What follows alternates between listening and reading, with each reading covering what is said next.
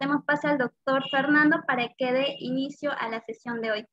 Adelante, doctor Fernando. Muy buenas noches con todos los presentes. Un gusto, como siempre, saludarlos y además de tener el día de hoy el desarrollo de la tercera sesión a mi cargo, la cual vamos a destinar al desarrollo del denominado precedente vinculante constitucional. Yo les pido, por favor, en aras de tener una... Doctores, por favor, apaguen su audio para que el doctor Fernando dé inicio a la sesión.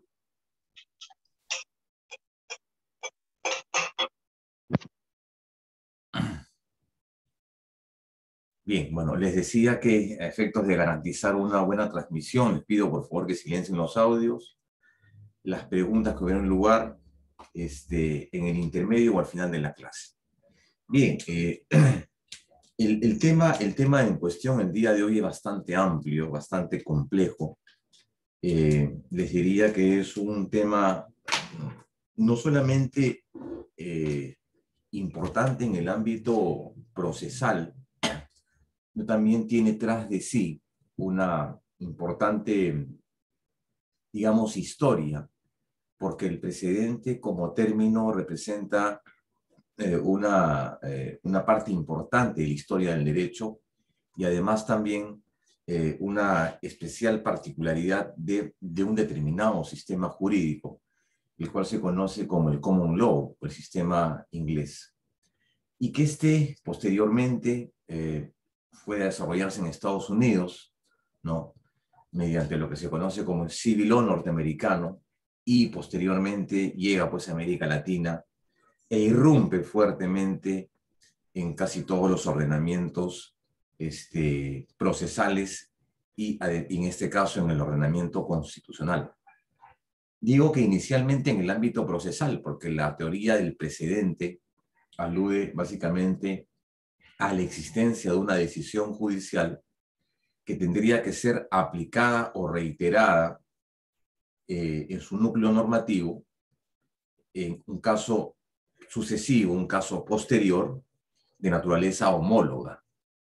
Es por ello que algunos consideran que el precedente vinculante, pues en nuestros países depende más que todo, no desde el punto de vista del proceso, sino de una cuestión mucho más sencilla, es decir, a la existencia de dos casos iguales, obviamente la resolución del conflicto, ¿no?, o la ratio decidendi que se plantea debe ser por lo menos igual. Y ello con la finalidad de garantizar, por un lado, la seguridad jurídica, pero además también para evitar el criterio contradictorio, ¿no?, la dispersión de esta decisión que resuelve un conflicto o una controversia. Entonces es un ámbito, digamos, en apariencia bastante sencillo, ¿no? Es decir, el término precedente hace referencia a actuar con prudencia. El término precedente, además, tiene que ver con que aquello que motiva un conflicto debe ser resuelto de manera igual que se resolvió de manera anterior, ¿no? Entonces, eso es por un lado, pero también existe el otro criterio, que el precedente es un criterio anterior, ¿no? Es un criterio antes de, lo cual entonces, digamos, nos permite también precisar de que hay precedentes que no tienen precedentes. Una cosa extraña, ¿no?, en el derecho.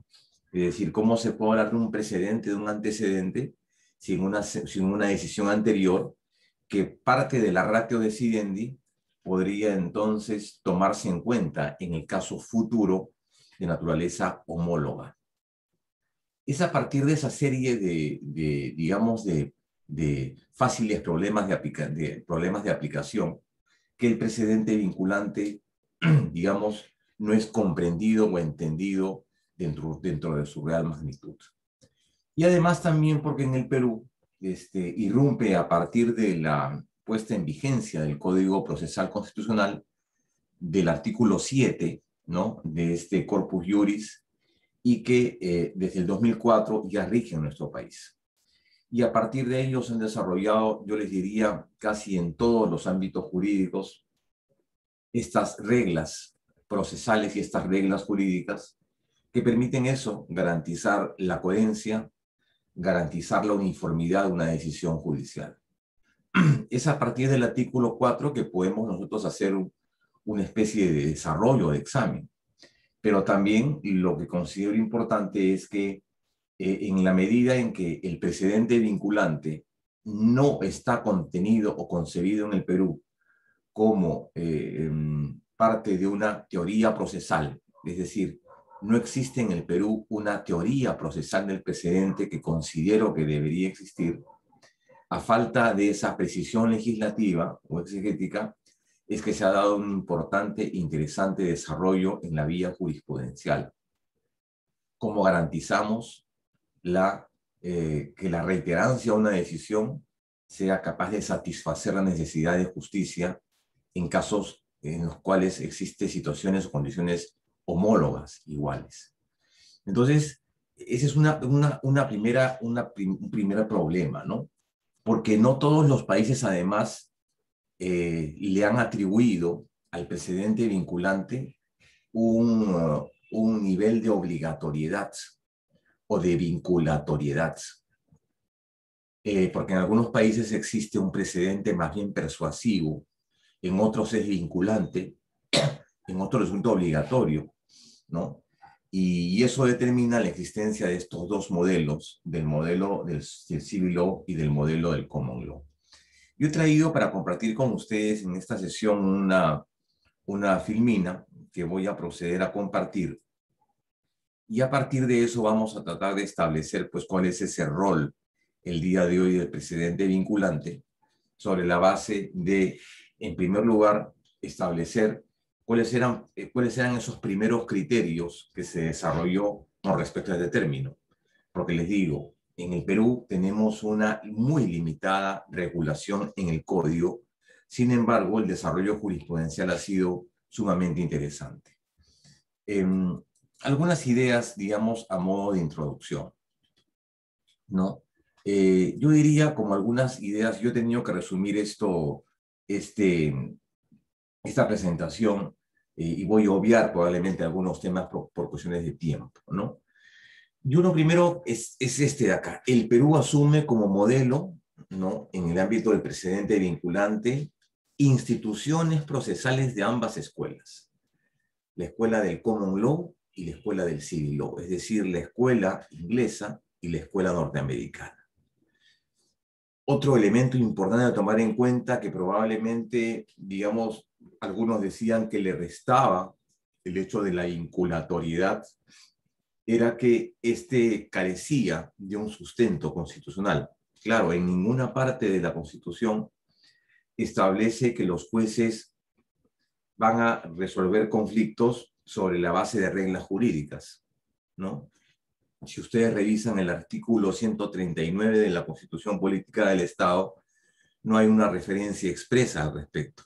Siempre establecen una serie de principios, una serie de contenidos del debido proceso, pero no hay ninguna referencia directa a la existencia de reglas jurídicas en la resolución de un conflicto de cualquier naturaleza, porque el precedente vinculante lo encontramos en todos los ámbitos del derecho, en materia penal, en materia administrativa, en materia de registros públicos. Casi todas las áreas el día de hoy ya cuentan con este término de precedente vinculante y obviamente una necesaria regulación con respecto a su aplicación a futuro.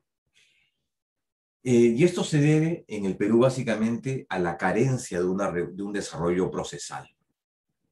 Repito, más allá del artículo 7 del Código, no hay otra referencia directa que nos haga entender qué es un precedente vinculante. Inclusive, el artículo 7 del Código, yo diría que es bastante, digamos, no es tan preciso como en la jurisprudencia. El artículo 7 nos habla de que el precedente vinculante es aquella sentencia con condición de cosa juzgada ¿no? Y resulta evidente que hay una falta de desarrollo y de precisión con respecto a lo que plantea este artículo 7 del Código Procesal Constitucional. Otro elemento importante es que la figura del precedente vinculante representa en el Perú una de las tres manifestaciones de lo que se llama, de lo que se conoce la autonomía procesal. Esta autonomía procesal, de acuerdo a lo establecido por la jurisprudencia del TC, tiene tres manifestaciones. Número uno es la prevalencia del fondo sobre la forma en determinados procesos de la libertad. El segundo es aquel que tiene que ver con la modulación de las sentencias, ¿no? Ahí está este régimen de modulación de las sentencias constitucionales. Y el tercero es la existencia del precedente vinculante. Entonces, el precedente forma parte de lo que se conoce el día de hoy como la autonomía procesal constitucional. O sea, algo que no está contenido en la Constitución, sin embargo, que resulta necesario como una herramienta que garantice la coherencia y la predictibilidad en un sistema jurídico. Esas son algunas precisiones que hemos tenido a bien compartir con ustedes, lo cual plantea entonces algunos problemas de aplicación en el sistema procesal. De las muchas deficiencias y también virtudes que existen, voy a yo referirme a algunas. Una de ellas, creo que es la más importante, es esta aplicación limitada, por cuanto que el código nos habla de que este solamente será posible siempre que existan casos homólogos. Y eso significa entonces establecer los llamados términos y condiciones de la comparación. Entonces, si se pretende en el fondo resolver un conflicto de intereses, ¿no? La norma, tiene un carácter totalizador. O sea, aparte totalizador y diría hasta monolítico, ¿no? La norma se aplica a todos los casos, obviamente con algunas excepciones. En cambio, la aplicación del precedente vinculante solamente será efectivo cuando existan casos homólogos.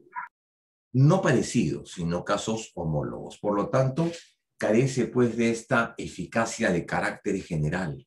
Y ahí hay una de las principales diferencias, ¿no? El otro elemento importante en el ámbito procesal tiene que ver con que de la lectura de los precedentes vinculantes, los cuatro más importantes y coincidentemente los cuatro primeros, el precedente vinculante, cito, Manuel Anicama Hernández, 1417, precedente en materia pensionaria, que desarrolla el llamado contenido esencial del derecho fundamental. El precedente vinculante Pedro Antonio Belón Flores, que establece los tipos de despido que se resuelven en sede constitucional. El otro precedente vinculante, el 168, el que tiene que ver con el proceso de cumplimiento. Y el precedente en materia municipal. Todos ellos tienen un elemento en común. Establecen reglas de derivación, ¿no? Es decir, cuando una pretensión no podría ser vista en sede del amparo, sino cuando estos temas deberían ser, digamos, llevados al contencioso administrativo o a la otra vía. Estos cuatro, los más importantes y los primeros que iniciaron la senda de lo que en el Perú se conoce como los precedentes vinculantes, tienen eso. Tienen cláusulas muy precisas de derivación. Es decir, en qué casos esto debería resolverse al interior de la jurisdicción constitucional y cuando estos casos deberían ser resueltos o derivados a la vía ordinaria. ¿De acuerdo? Entonces, bueno, es una de las falencias y una de las deficiencias del sistema. Una siguiente es esto, ¿no? Que en el fondo un precedente, ¿qué cosa es? Es una regla jurídica. No es una sentencia como lo establece el código, sino es una regla jurídica. Y esta regla jurídica se entiende como una subsunción de una premisa no ordinaria, de una aplicación automática y además lo que supone una labor de depuración normativa. Aunque la frase resulta bastante compleja, y amplia, lo cierto es que como regla jurídica, el precedente tiene que ser aplicado de manera automática. Y para ello el juez no debe requerir otros contenidos más. O sea, ya no aplica la ley. ¿Aplica qué cosa? El precedente vinculante.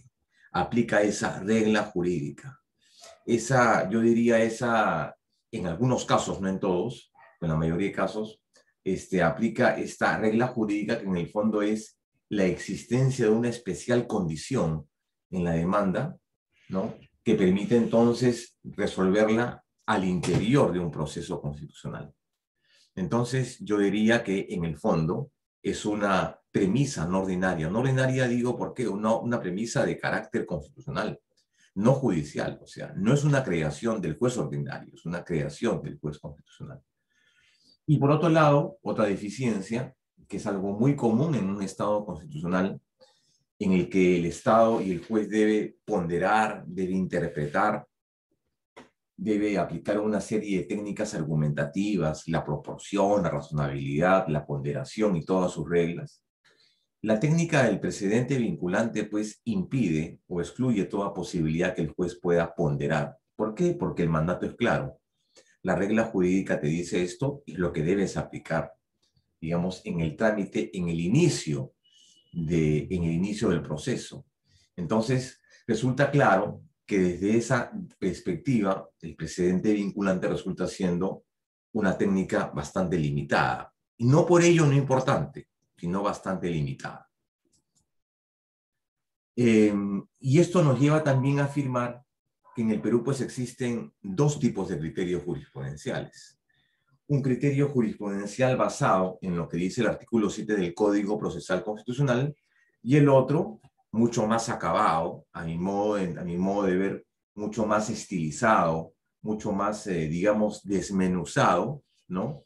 Que es el que desarrolla la sentencia 0024-2004 de ITC, Municipalidad Distrital de Lurín, que es la que fija, en primer lugar, una definición mucho más operativa del precedente vinculante. Además, también establece cuáles son los supuestos del cambio, quiénes son los actores que pueden emitirlo y además cuál es la condición para modificar el precedente vinculante, entre otras cosas.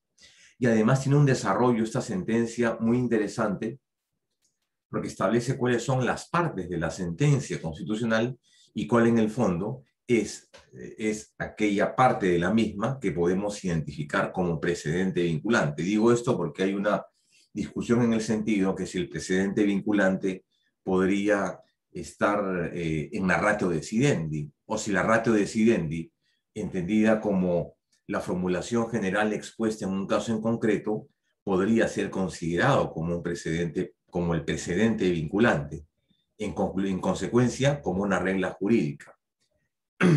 Frente a ello, entonces hay distintos criterios, ¿no? Yo les diría, hay 27 formas para determinar, 27 formas para determinar cuando estamos frente a una ratio decidendi, la formulación general expuesta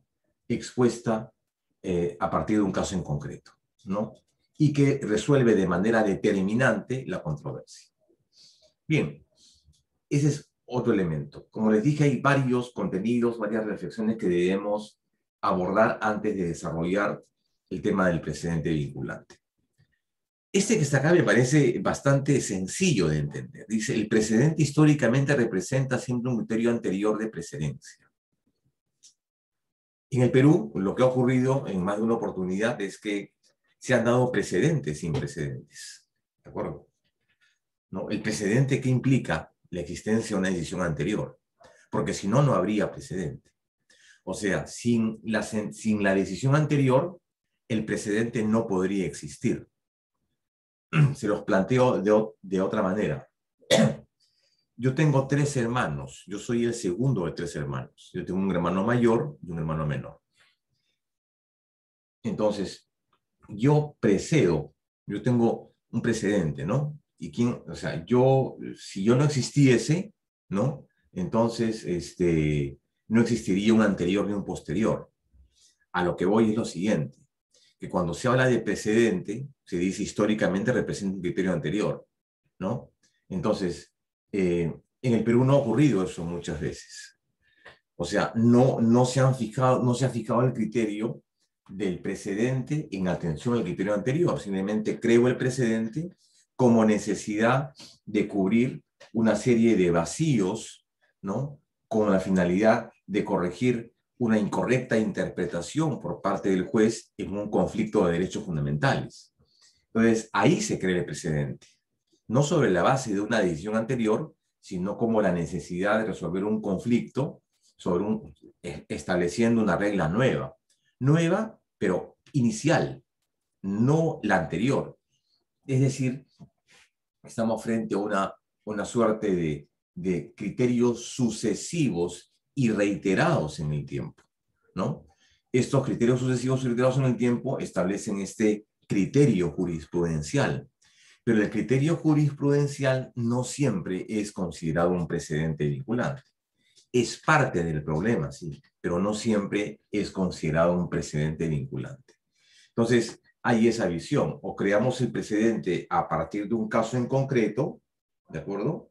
¿No?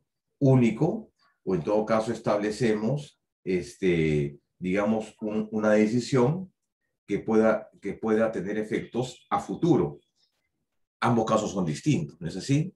Yo diría, por ejemplo, de una lectura muy rápida, los precedentes vinculantes, hay algunos que son nuevos. Por ejemplo, señalar el caso del RAC, ¿no? Es un caso nuevo. El caso del RAC, el caso recaído en el expediente Lagomarsino Sánchez, un caso nuevo. O, por ejemplo, el caso, en el caso del amparo frente a Amparo ya han habido experiencias jurisprudenciales anteriores. Otra cosa es que se crea en el caso del amparo la existencia de reglas procesales y reglas jurídicas, ¿no? Pero hubieron casos anteriores. En los casos más comunes, Anicama Hernández, Bailón Flores, habían casos como ellos muchísimo antes de la emisión de estos dos precedentes. O sea, en el fondo es una suerte de reiteración del criterio, ¿no? Habían casos anteriores en la resolución del conflicto. En el caso de Anicama Hernández, Bailón Flores, en el caso de Máximo Villanueva Valverde también, y en el caso del proceso de cumplimiento también habían casos anteriores. Sin embargo, hay casos, digamos, relativamente nuevos. Entonces, ¿sobre la base de qué creamos un precedente? La necesidad de cubrir un vacío normativo, la necesidad de corregir una interpretación incorrecta o indebida por parte del Poder Judicial, o simplemente creamos el precedente, pero sin precedente, y a partir de su dación, de su emisión, establecemos su vinculatoriedad o, en todo caso, su observancia de carácter obligatorio. ¿De acuerdo? Bien, bien. Estas son algunas digamos, respuestas. Otro elemento también que nos llama severamente la atención es ¿no? En términos generales, lo importante del precedente vinculante y su enseñanza en el derecho, creo que parte de tres criterios. Número uno, que es considero el más importante, es yo puedo conocerme todos los precedentes vinculantes. Yo puedo conocer al dedillo las reglas jurídicas y las reglas procesales, pero eso no es lo importante.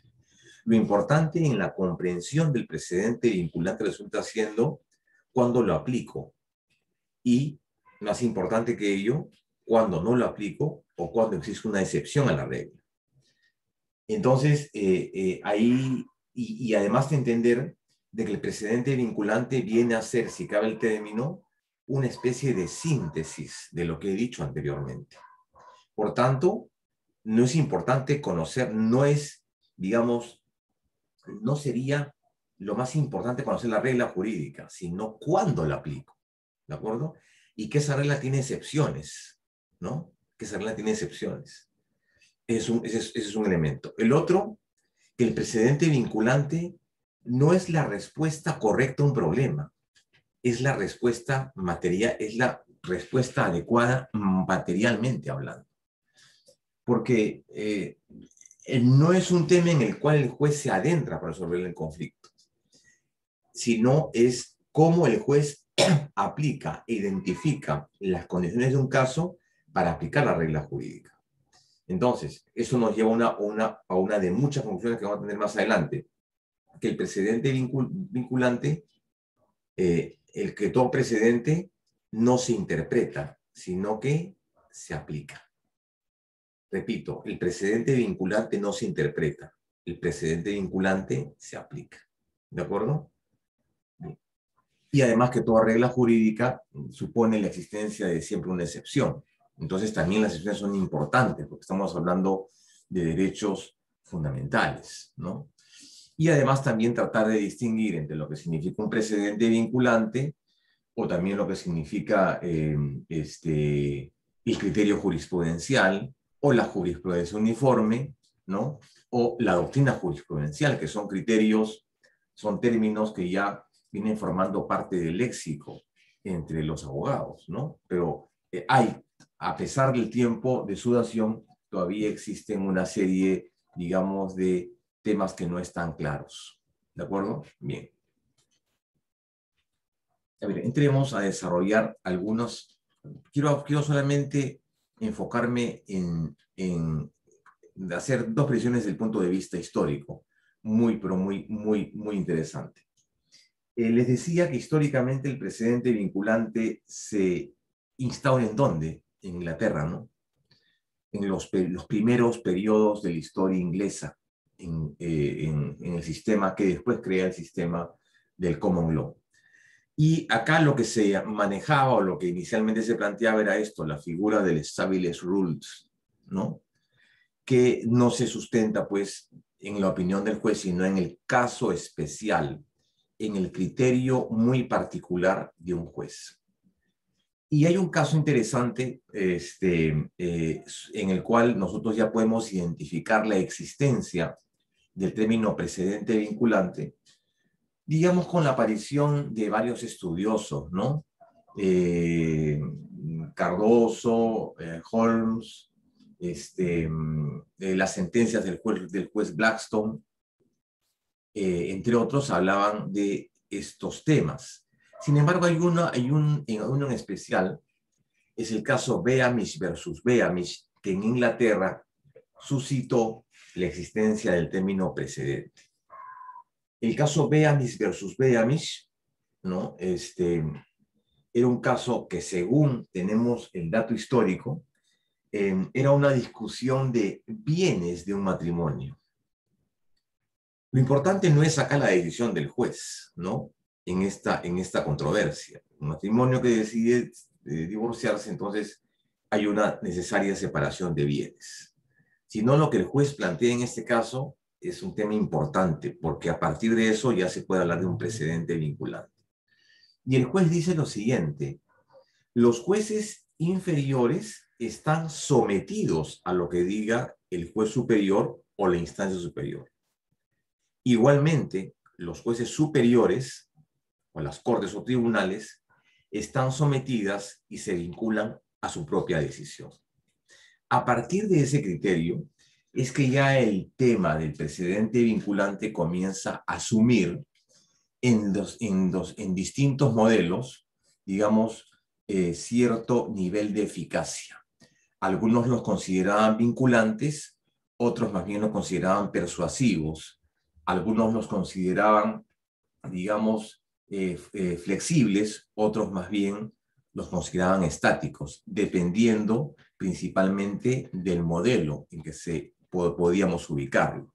En la escuela anglosajona, el precedente, ¿qué cosa es? Persuasivo, lo que permite, digamos, el cambio del sistema. Es elástico, es fuente orientadora del derecho.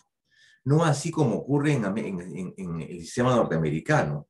Es fuertemente vinculante, el sistema es rígido y es fuente primaria del derecho.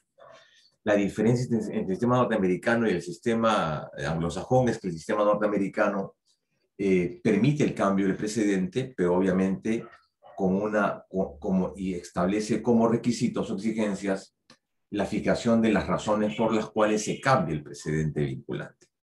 Acá tenemos el caso que comentamos hace un rato, ¿no? El caso Beamish versus Beamish, 1861. Cada tribunal estaba obligado a lo dispuesto por el superior, pero el superior estaba obligado a sí mismo.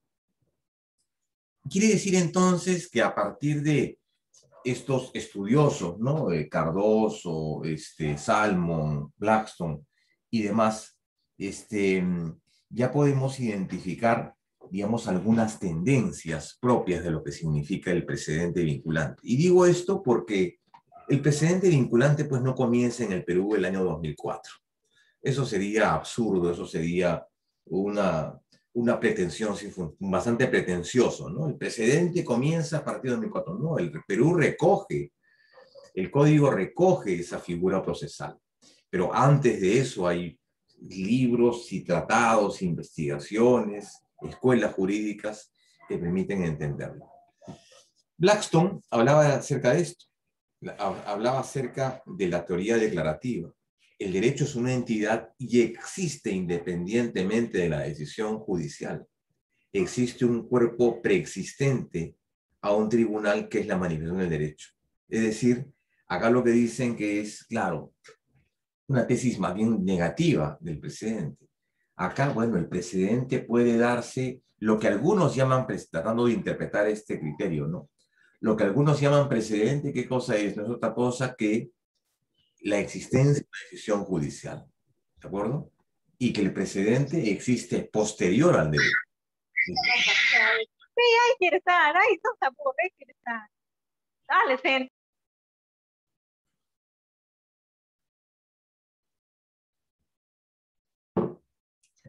Nuevamente les invoco a los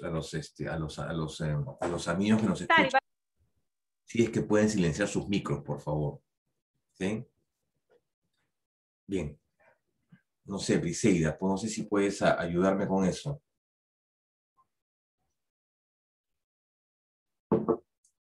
Gracias. Entonces, esa es una forma de ver el asunto. El precedente es anterior al derecho, es posterior al derecho y es independiente al derecho. Podríamos hablarlo, si cabe el término, en una tesis negativa, ¿no? Holmes, Cardoso, Paul y Salmon hablaban más bien de una teoría constitutiva. El common law no está constituido por costumbres, sino por normas creadas por jueces. En el fondo, la resolución de un conflicto sobre la base del criterio anterior vienen a ser ¿qué cosa? Vienen a ser ¿qué cosa? Un elemento normativo. Entonces eran, digamos, distintas posiciones al respecto que permitía, digamos, ya la consolidación histórica de lo que recoge el Perú posteriormente, de lo que se conoce como un precedente vinculante.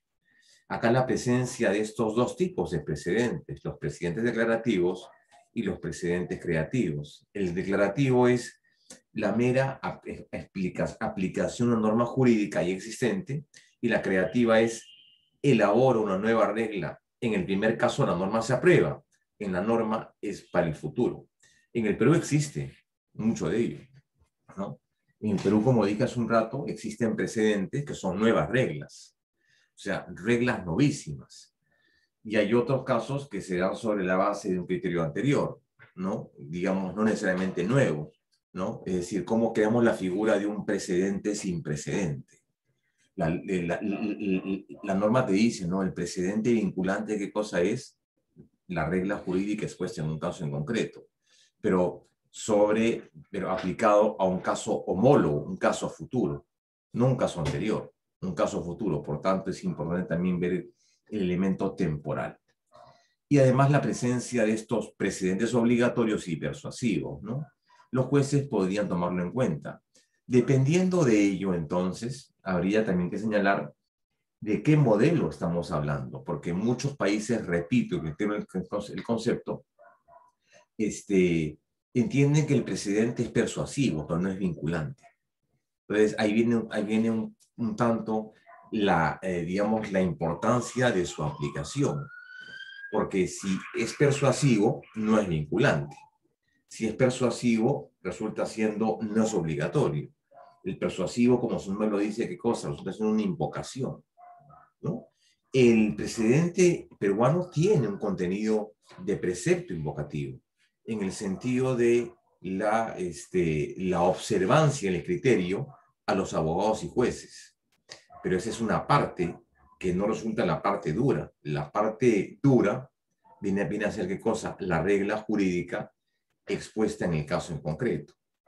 Yo quiero, a partir de esto, y digamos como parte del desarrollo procesal, no limitarnos únicamente al artículo 7 del Código Procesal Constitucional y tampoco al importante alcance jurisprudencial expresado en la sentencia 0024-2004 AITC, sino tratar de, sobre la base de una suerte de sincretismo, decir, bueno, acá tenemos la escuela anglosajona y acá está la escuela norteamericana, y entonces sobre la base de los dos aportes establecer lo que se llama el día de hoy la teoría procesal del precedente vinculante, y a partir de la cual también entonces establecemos su naturaleza jurídica y su alcance jurídico. ¿Bien? Perfecto. Un tema importante del sistema del common law es el desarrollo de la llamada ratio decidendi, o la razón de la decisión.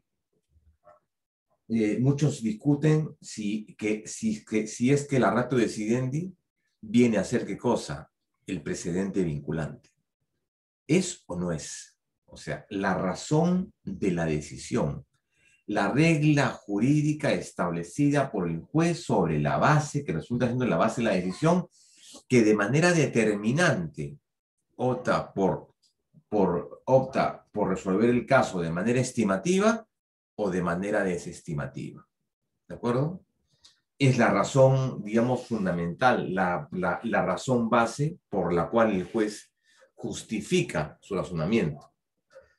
La ratio decidendi, entonces, ¿podría ser considerada como un precedente vinculante? A tenor de lo establecido en el artículo 7 del Código Procesal, la respuesta es no. La técnica del precedente vinculante el día de hoy implica que la regla jurídica debe ser claramente precisada en numerales. O sea, digo, hablando, digamos, en términos mucho más domésticos, tengo yo toda la sentencia, tengo yo la parte considerativa, digamos, los hechos, los fundamentos jurídicos y la decisión. Y en determinada parte de la decisión, ¿de acuerdo? En determinada parte del fallo o de la decisión, debe haber una parte que diga, ¿no? De conformidad con el artículo 7 del Código Procesal Constitucional, el fundamento jurídico 1, 2, 3, 4, segundo párrafo del fundamento tal, se constituye a partir de la fecha en precedente vinculante constitucional, ¿de acuerdo? Lo cual vincula a todos los jueces del Poder Judicial. Ese es el término, la expresión literal del precedente. Por la razón de la decisión, la ratio decidendi no es el precedente vinculante. ¿De acuerdo? Es esta formulación general expuesta en un caso en concreto, que de manera determinante o determinada.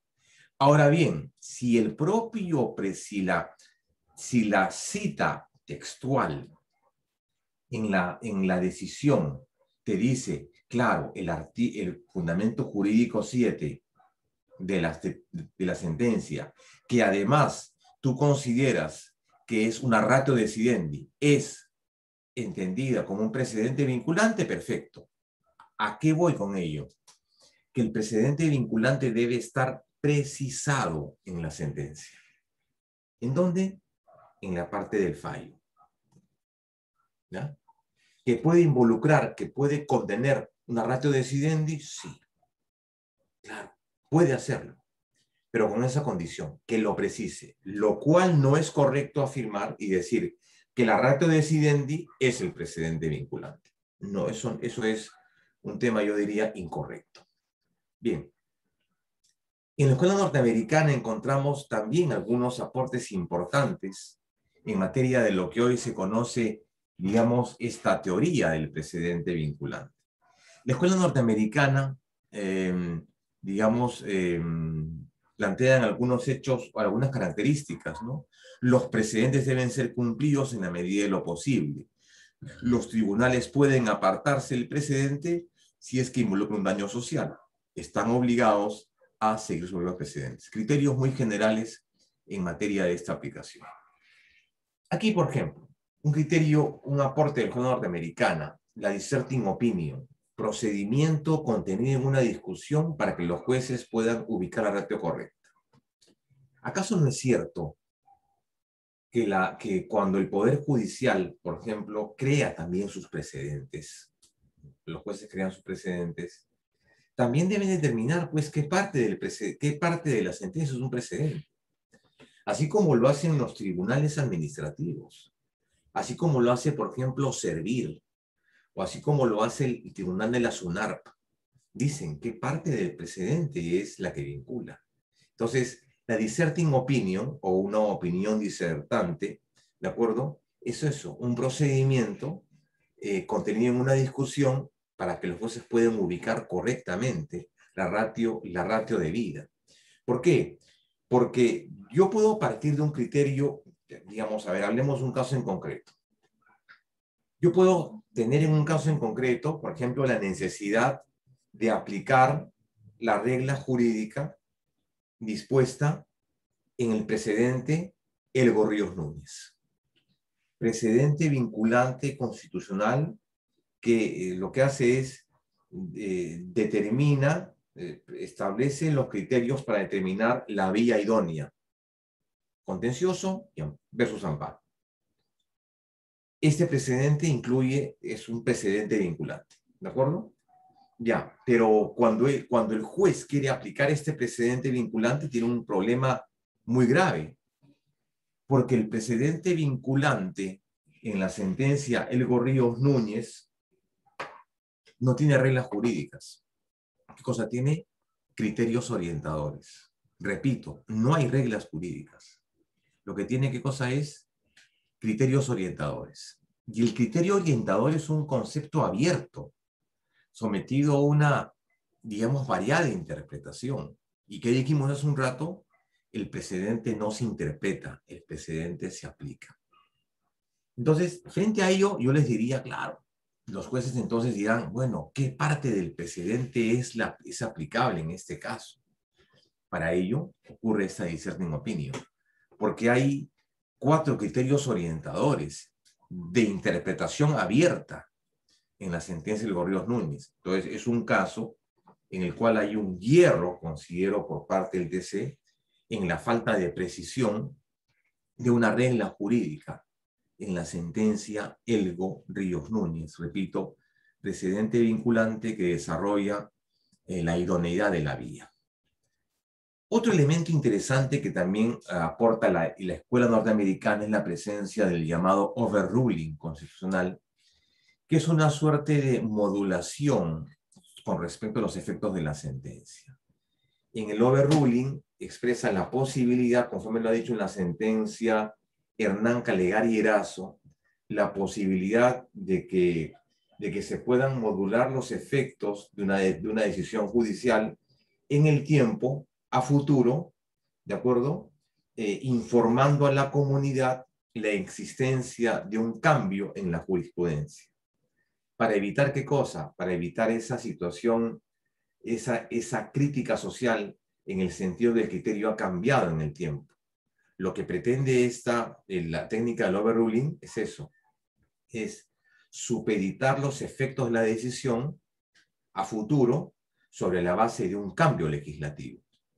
Lo que ocurrió en su momento en el caso, repito, Hernán Calegari Erazo. O sea, lo que busca ahí un tribunal constitucional es informar a la comunidad jurídica, ¿de acuerdo?, del probable cambio o viraje del criterio, ¿no?, para evitar una situación de injusticia. Porque si lo que estamos hablando es que el precedente busca seguridad jurídica, entonces, ¿qué debe garantizar? Predictibilidad. Pero cuando la sentencia dice, claro, por si acaso mi decisión puede cambiar a futuro, ¿eh? O sea, mi decisión puede cambiar el próximo año o de acá a 2 años. Todo eso depende de un cambio legislativo. ¿En qué medida, digamos, el poder legislativo o la existencia de una norma podría cambiar el efecto de la decisión? Y dijimos hace un rato que la modulación de una sentencia constitucional es parte de la autonomía procesal. Entonces, Este es un tema también interesante, que es un aporte desarrollado, repito, por la escuela norteamericana. ¿De acuerdo? Acá tenemos algunos criterios en jurisprudencia. Permite cambiar un precedente, su núcleo normativo, aplicando un nuevo precedente, y ya sea al caso de análisis o en la mayoría de los supuestos. Es decir, lo que quiere es advertir el cambio de la jurisprudencia a la comunidad en general. ¿De acuerdo? Bien. Acá hay, por si acaso, el número del expediente 0090-2004 AATC. Caso Hernán Calegari Erazo. ¿De acuerdo? Bien. Hablemos esto de la técnica del distinguish, que también resulta siendo importante en materia de la jurisprudencia norteamericana, que también se aplica en el Perú. ¿Qué significa la técnica del distinguish? Un juez no considera aplicable un determinado precedente vinculante respecto a una situación porque no ocurren los supuestos de hecho. Vean, acá podemos estar en un terreno que no es hipotético, son casos que se han dado. Es decir, cuando yo requiero resolver un conflicto y aplico un precedente vinculante, debo establecer los efectos de la sentencia, ¿no? Puede ser una sentencia con un prospectivo ruling o puede ser una sentencia que se cumpla, ¿no? Que se cumplen los términos de la propia decisión. Claro, pero también es cierto que hay una serie de sentencias que tienen, digamos, elementos de temporalidad, como son, por ejemplo, las sentencias exhortativas, por ejemplo. Hay sentencias en las cuales el tribunal manipula, ¿no? Interpreta la norma y la manipula, lo que se llaman las sentencias interpretativas manipulativas, aditivas, reductoras y las sentencias ablativas. En este caso, cuando digo, yo emito una sentencia, pero la sentencia resuelve el conflicto presente el día de hoy, pero también la sentencia, el fallo de la decisión, también podría decir lo siguiente: claro, yo identifico el problema el día de hoy, pero mi decisión el día de hoy va a ser diferida para el próximo caso. ¿De acuerdo? O sea, yo digo, la sentencia es improcedente en cada año. Pero el 2021, no sé si me ocurrió el cambio de criterio y digo, no, vamos a cambiar el criterio. Pero el criterio lo voy a cambiar en este caso o en el próximo que venga. Entonces, eso es lo que se conoce como la técnica del distinguish. ¿De acuerdo? El cambio de criterio y la posibilidad de que la decisión de un tribunal pueda darse en el caso actual o en el caso futuro. Es una suerte, digamos, de prospectivo ruling, ¿no? Lo que se conoce como la técnica del distinguish. La técnica del distinguish. Bien, ya entrando a un tema más procesal, yo diría lo siguiente, ¿no? ¿Cuáles son esos elementos del precedente de la doctrina? 3. Un caso que refleja una especial problemática, una circunstancia empírica que implica una controversia y una valoración jurídica en especial. Claro, lo que antiguamente se entendía es que el precedente buscaba resolver un conflicto, pero en casos relevantes. Y no necesariamente el día de hoy ocurre eso. El día de hoy lo que ocurre es que el precedente vinculante podría aplicarse a cualquier caso.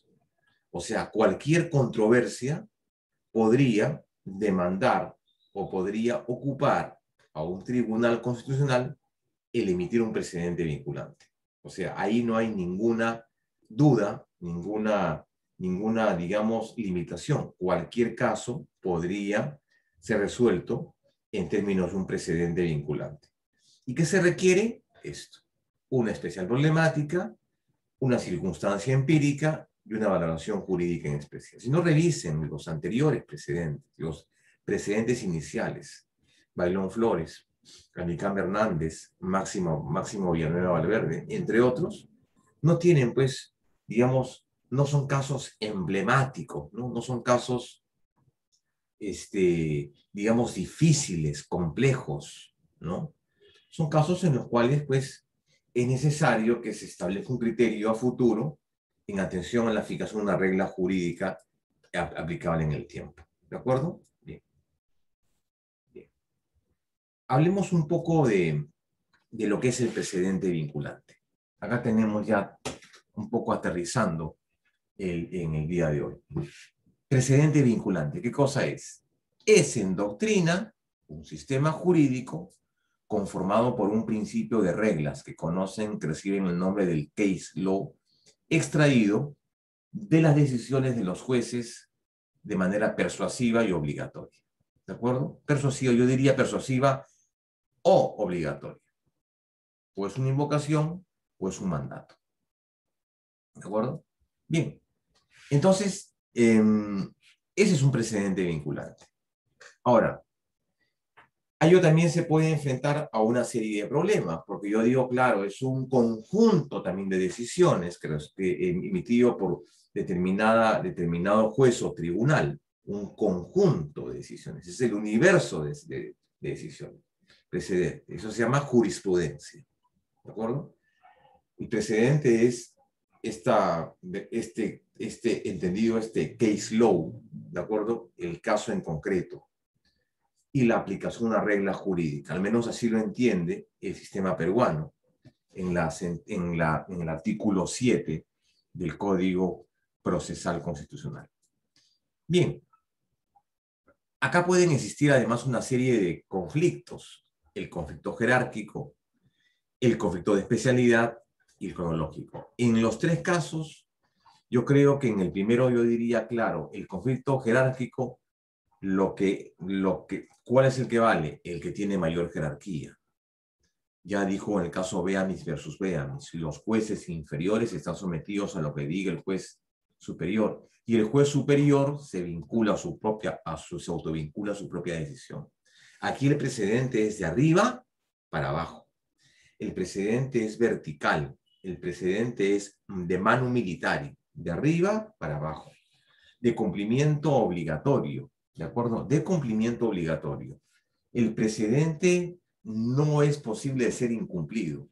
El precedente no es interpretable. El precedente es aplicable. Y el único en materia constitucional que puede, digamos, dejar sin efecto un precedente vinculante constitucional es el Tribunal Constitucional, digamos, de manera categórica. No es posible que un juez pueda inaplicar un precedente. ¿De acuerdo? Al menos nuestra legislación no lo permite. ¿Sí? No lo permite. Entonces eso debe quedar clarísimo. Y además que un precedente se deroga por otro precedente. También debe quedar claro. Un precedente se deroga por otro precedente. Bien. En materia de la doctrina del precedente también habían algunos temas interesantes. Los tipos de precedente. El horizontal, el vertical, el autoprecedente y el reporte. Decían algunos en el enfoque del sistema del common law que un sistema de precedentes en un país funciona bajo dos condiciones. La primera de ellas es que exista un ente emisor con una especial jerarquía con respecto a los otros. ¿De acuerdo? Un ente que emita con una condición de jerarquía. En este caso se cumple, en el caso pero no se cumple. Un ente máximo emite, el otro acata, número uno. Y número dos, que exista por lo menos este nivel de vinculatoriedad y de obligación. Cosa que yo lo había reiterado en su momento, no solamente el Código Procesal Constitucional, sino también qué cosa, lo había reiterado en su momento, también la ley orgánica del Tribunal Constitucional, cuando hablaba de la vinculatoriedad y la obligación de los jueces y que cuando cambien el sentido de un precedente, ¿de acuerdo? Tengan que, digamos, el precedente anterior, tengan que por lo menos motivar su decisión. Entonces, hay uno que es un precedente horizontal. ¿Cuál es este? Que vincula y obliga a quienes, a todos los ciudadanos. No únicamente a los operadores judiciales, sino a todos los ciudadanos. ¿De acuerdo? Todos los elementos, todos los integrantes de, digamos, del engranaje social. Estudiante, así como la ley, igualito. Eficacia general. Precedente horizontal. Y el vertical es que vincula a quién. El propio tribunal se vincula a su decisión, a su vez al Poder Judicial, el Poder Judicial a todas las instancias, y también en el ámbito del Estado, por supuesto. El Estado también se vincula con la existencia de los precedentes. El autoprecedente es este concepto de que el juez se autovincula con su decisión, ¿no? El juez debe observar su criterio, y si no lo hace, entonces debe expresar las razones por las cuales no es posible seguir esta línea. El otro es el reporting, que era una técnica bastante antigua que ocurría en Inglaterra, que decía, ¿no? Digamos, era una especie de, imagínense, en un piso habían 5 despachos judiciales, ¿no? Y todos estos jueces veían los mismos temas. Entonces, cuando un juez tenía un caso interesante, ¿no? Un caso interesante, entonces agarraba su sentencia, la colocaba en la puerta del despacho y decía a sus colegas, ojo, por si acaso, estoy sacando este criterio, que es un caso en particular, en el caso que yo estoy viendo, que he visto. Es un caso que podría ser seguido por mis otros colegas. Eso se llama la técnica del reporting. Eso es básicamente también lo que es la técnica del precedente, ¿no? Es eso, la obligatoriedad en la decisión que debe ser cumplida y obviamente también acatada, ¿no? Bien. Acá hay un elemento importante sobre la cuestión de la vinculatoriedad del precedente, ¿de acuerdo? Acá no es posible o no sería correcto decir, bueno, o es vinculante o no es vinculante, o es vinculante o es persuasivo, ¿no? Yo diría que hay hasta 4 grados de eficacia. Que el precedente vinculante tenga, número 1, una vinculatoriedad fuerte, sin excepción, ¿de acuerdo? O sea, acatable para todos. La regla jurídica se cumple para todos. Una vinculación fuerte, pero sujeta a excepciones y limitaciones, ¿de acuerdo? Por el propio ordenamiento. El precedente condicionalmente obligatorio. O sea, aquel que admite ciertos cambios. Vinculación fuerte, pero con posibilidad de apartarse del mismo cuando el juez tenga razones para hacerlo. ¿Y cuáles son esas razones por las cuales, digamos, el juez podría apartarse del precedente?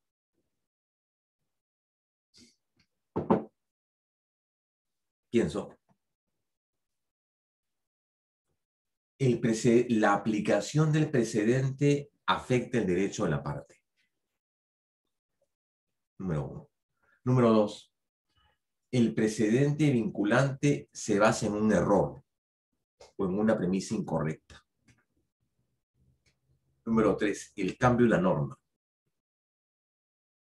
Número 4. La presencia de un overruling. Yo resuelvo esto hoy día, pero mi criterio puede cambiar mañana. Entonces ya estoy fijando una condición para el cambio, ¿no? Yo fijo el criterio hoy, pero este puede cambiar el día de mañana. ¿De acuerdo? Entonces, hay tamices. Vinculación débil, que sigue el precedente sin que haya un elemento de vinculatoriedad, ¿de acuerdo? Y se crea únicamente la figura de un precedente persuasivo. Y la no vinculatoriedad, ¿de acuerdo? Que el juez pues goza de esta cierta discrecionalidad para aplicarlo o no. ¿De acuerdo? Entonces es simplemente un precedente persuasivo. Y como tal entonces no tiene mayor nivel, digamos, de vinculatoriedad ni de obligación.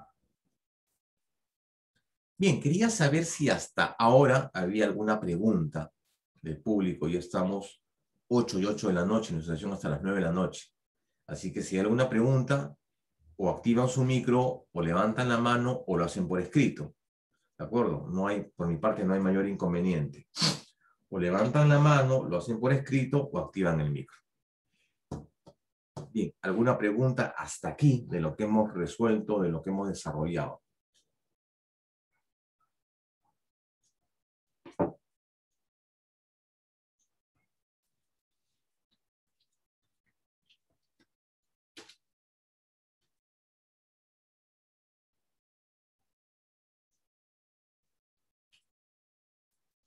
quedado claro, supongo.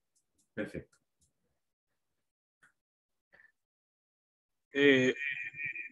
Sí, ¿qué tal? ¿Cómo está, doctor? ¿Cómo saludarlo? Dígame, te escucho. ¿Aló, está usted por ahí? Hola. Saludos cordiales. Buenas noches a todos los integrantes del grupo. Mi pregunta viene a ser la siguiente.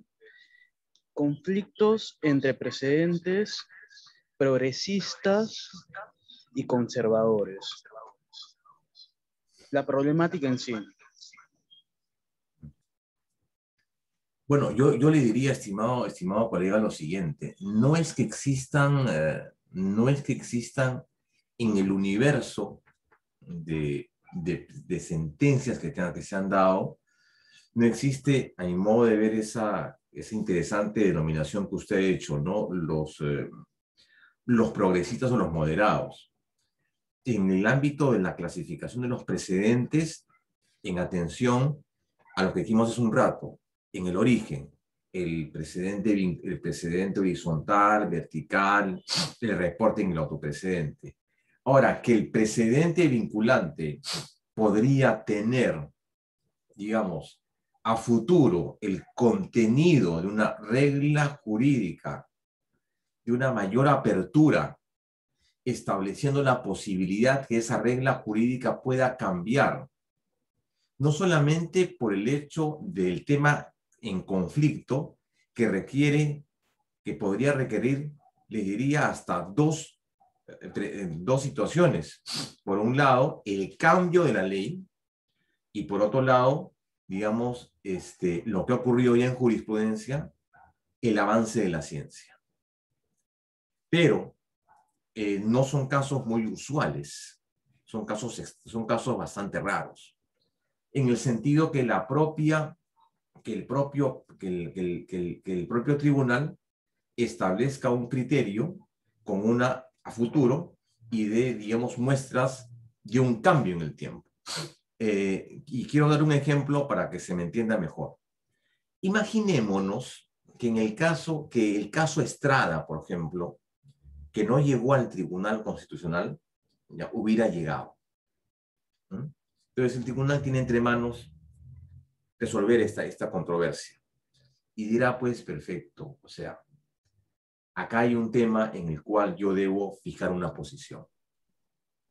Y la posición es, o le reconozco a la señora Ana Estrada sobre su propia vida, o simplemente no lo hago sobre la base de algunos criterios, pues, de derechos, y decir, la señora Estrada no puede disponer de eso porque el derecho a morir no es un derecho fundamental. ¿De acuerdo? Perfecto. Entonces, en el primer caso, yo diría, claro, el tribunal tendría que fijar una regla jurídica a futuro.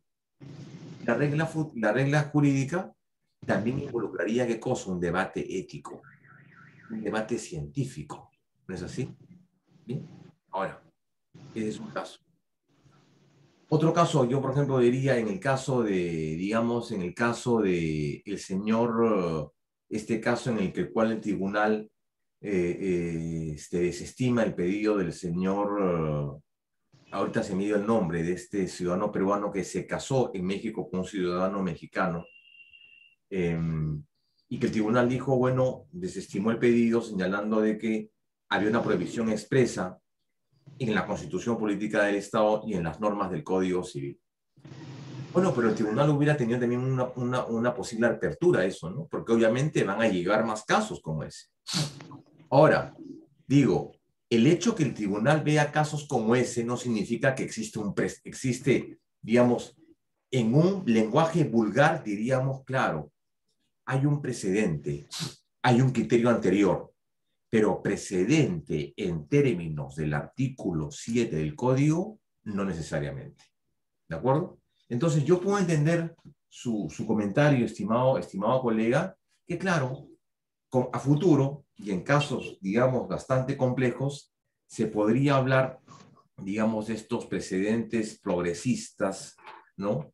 En los cuales puedan involucrar, ¿qué cosa? El debate científico, el desarrollo de la ciencia, O el cambio del derecho también, ¿no? Que también puede cambiar el derecho, como usted sabe, siempre es dialéctico, ¿no? Entonces, eso es un comentario que me suscita su pregunta. No sé si tiene alguna aclaración al respecto.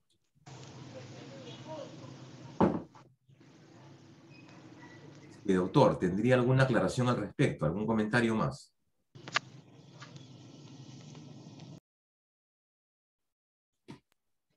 No, conforme.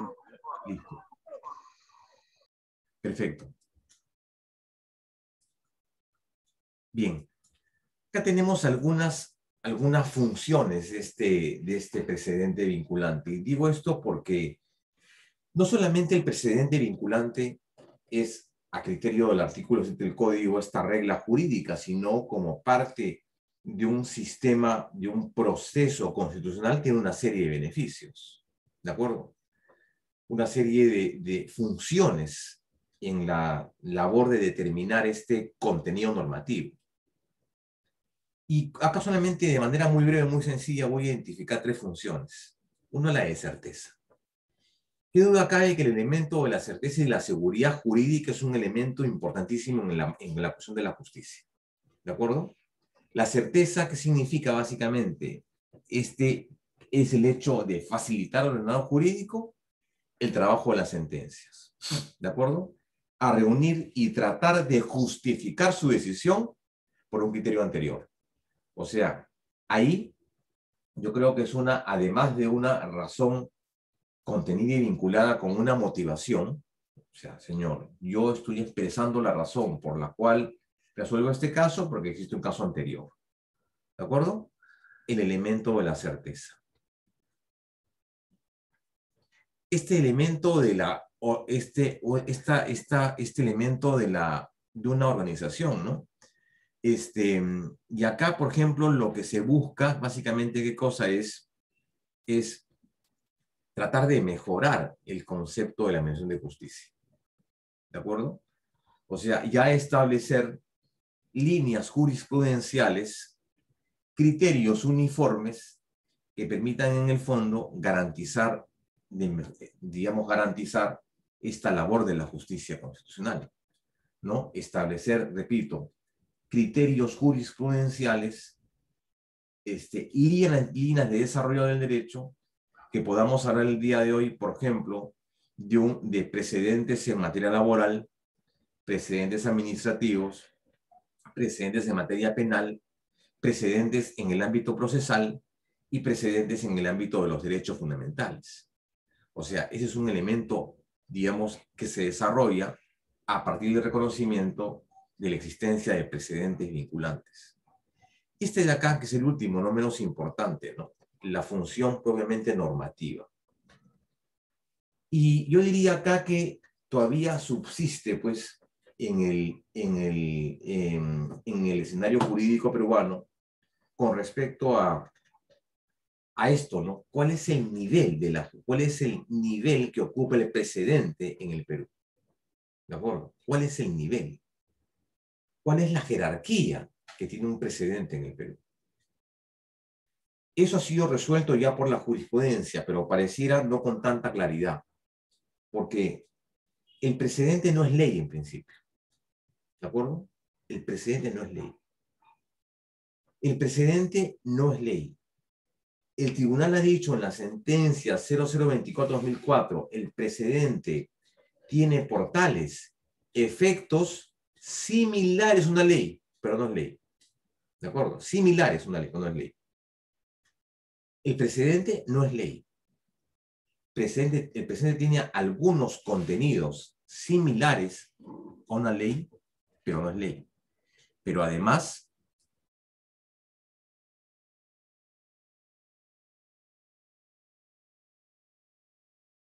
les decía entonces, el precedente no es ley, tiene por tales efectos similares a una ley.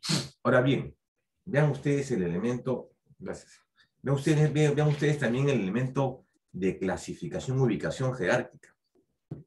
El precedente, gracias. El precedente, jurídicamente, ¿dónde está?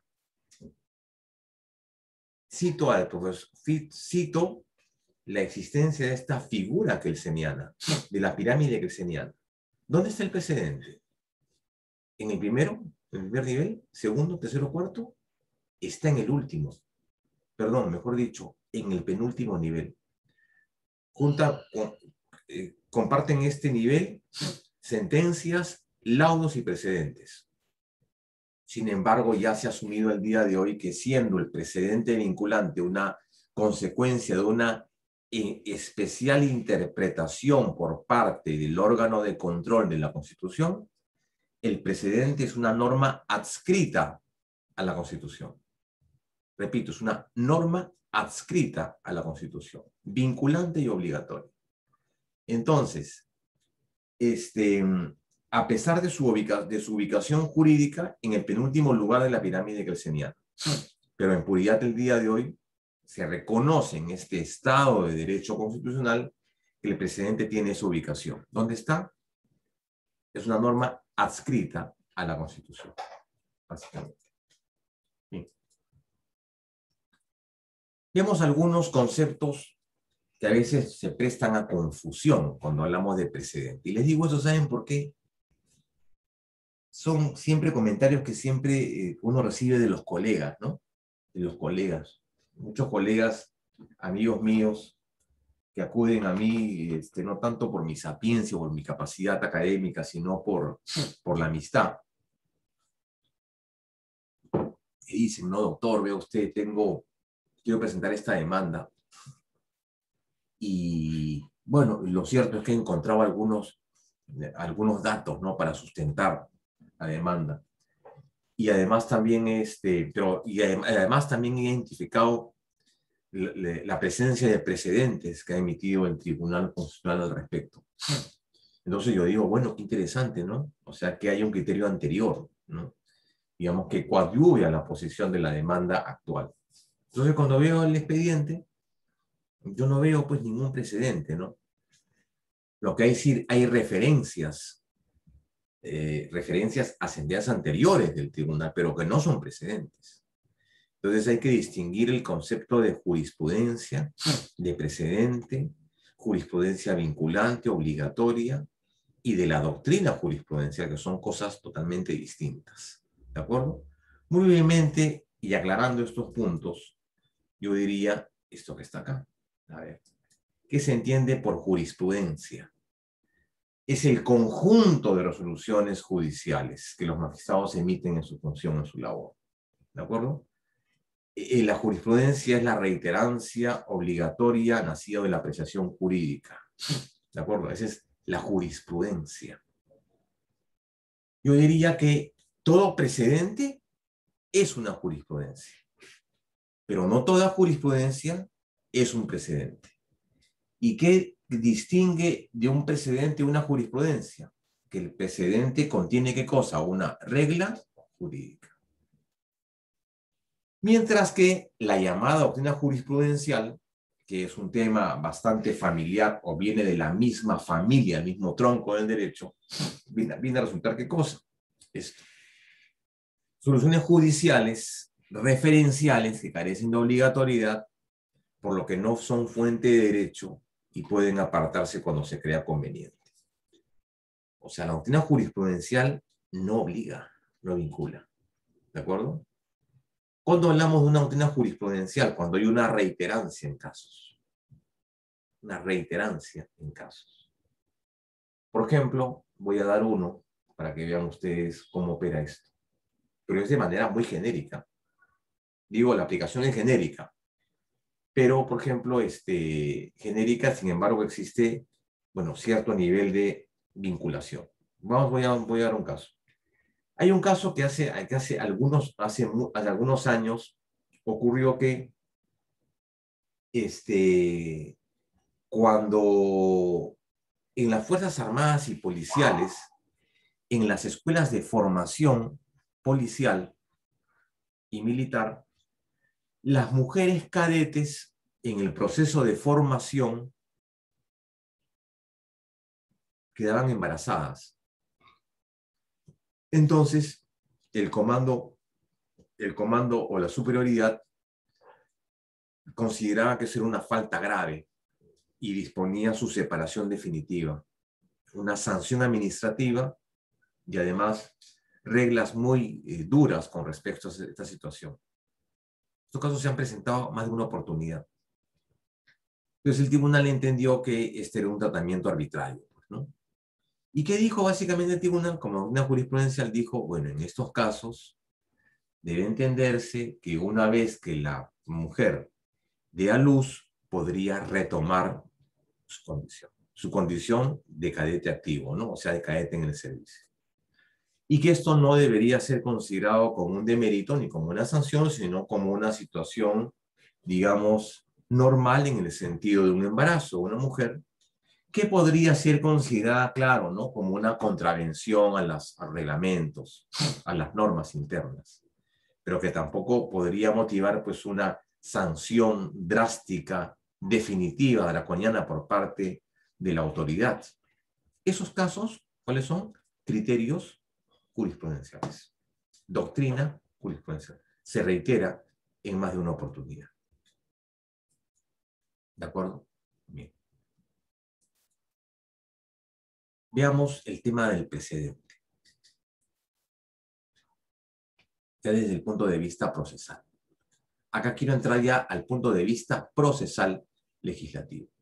El artículo 9 de la ya derogada ley de 1506 hablaba de eso. Vean ustedes, el artículo 9 de la ya derogada ley de 1506 hablaba de esto.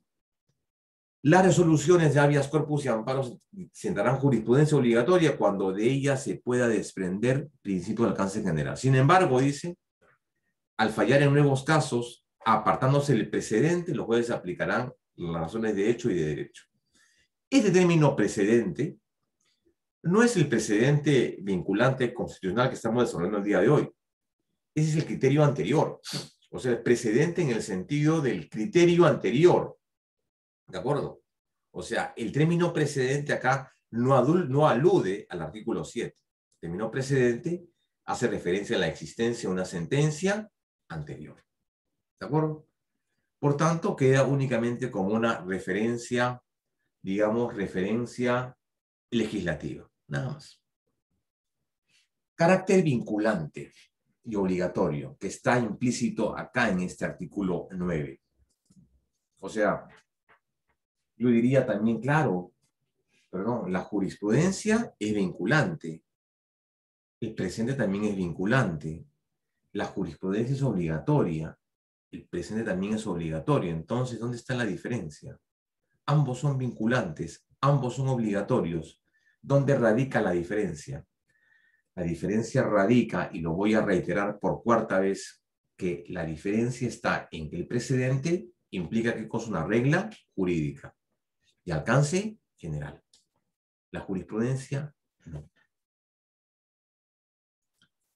¿Y por qué se dice que vincula? Vincula y obliga, no es lo mismo. Pues vincula a quiénes. Vincula al juez, vincula a las partes, vincula al demandante, al demandado. ¿Obliga a quién? Obliga al Estado.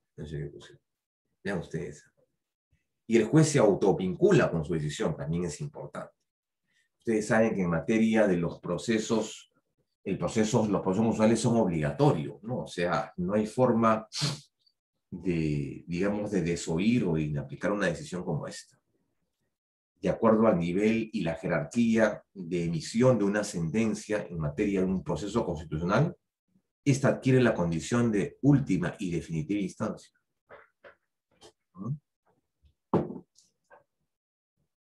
Contra ella no cabe recurso alguno. Bien. Veamos análisis situacional del precedente vinculante. Acá está, aspecto legislativo. No sin antes, todavía no hemos entrado al tema del precedente. O sea, lo que significa el precedente como tal, como una cuestión, digamos, como una cuestión procesal. Vean ustedes. Acá, un segundito, quería ubicar el artículo. Ubicar el artículo 7. Aquí está. Artículo 7. Artículo 7 del Código Procesal Constitucional. Y acá voy a desmenuzarlo, voy a ir parte por parte, porque me parece que es importante desentrañar el texto, los términos de este artículo 7. ¿Y qué dice con respecto al precedente? Único artículo del Código Procesal. Las sentencias del Tribunal Constitucional que adquieren la condición de cosa juzgada constituyen precedente vinculante. Las sentencias. Sentencias. O sea, este es el criterio legislativo, exegético. Esta es la definición exegética, legislativa del precedente. Las sentencias. O sea, acá no te dicen los autos, las soluciones que resuelven, digamos, cuestiones como, por ejemplo, la caducidad o la vía previa, no. Acá son las sentencias. ¿Una sentencia qué cosa es? Un acto procesal que resuelve el fondo del asunto. Una sentencia. Que adquieren autoridad de cosa juzgada. ¿En qué sentido? Contra ellas, pues, no cabe ningún recurso. Las partes han optado por ya no cuestionarla, o las partes han optado por dejar transcurrir el tiempo. Pero también la cosa juzgada en términos constitucionales puede ser entendida como aquella decisión de segunda instancia estimativa. Ahí hay cosa juzgada. Ahora que el criterio también ha cambiado, en la actualidad ya se dice hay cosa juzgada cuando hay un pronunciamiento sobre el fondo del asunto. Esa es la cosa juzgada en la actualidad. Porque ustedes saben, hay cosa juzgada penal, hay cosa juzgada civil y hay cosa juzgada constitucional. Lo importante es que la decisión ya quiere ¿qué cosa? Un elemento de definitividad. Pero ojo, son las sentencias del tribunal. Frente a ello pregunto, ¿pero sentencias de qué tipo? O sea, ¿con qué orientación? ¿Sentencias que declaran improcedente la demanda? ¿Sentencias que más bien todo lo contrario, declararán fundada la demanda? ¿O sentencias que declaran infundada la demanda? O sea, ¿qué tipo de sentencias? ¿Estimativas? ¿Desestimativas? ¿Declaran fundada la demanda? ¿Infundada la demanda? ¿Improcedente la demanda? Cualquiera de ellas. Simplemente en términos generales hace referencia a los tres tipos.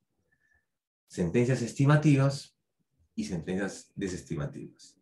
Lo que sí queda, digamos, descartado es que un precedente pues, no puede ser un auto, ¿no? Donde resuelve un tema, digamos, no es un tema de fondo, sino es un tema de forma. Bien, ¿qué más dice?